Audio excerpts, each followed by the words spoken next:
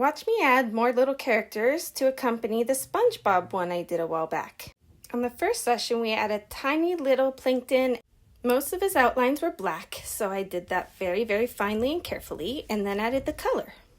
He's tiny but mighty. After Plankton was done, we moved on to Patrick. Patrick's body outlines were red, but his face and shorts were outlined black, with the little flower shapes in purple. I filled in his body with pink, and then his mouth with black, and then I colored the nice lime green and purples in his shorts and finished it off with the white eyes. Once these two were healed, we moved on to the second session where we did Squidward. All of his outlines were black, even the tiny little ones, except for the dots of his eyes, which were a magenta.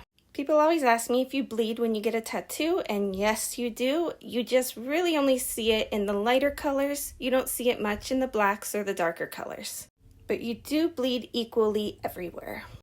After Squidward was finished, I moved on to the blue background water.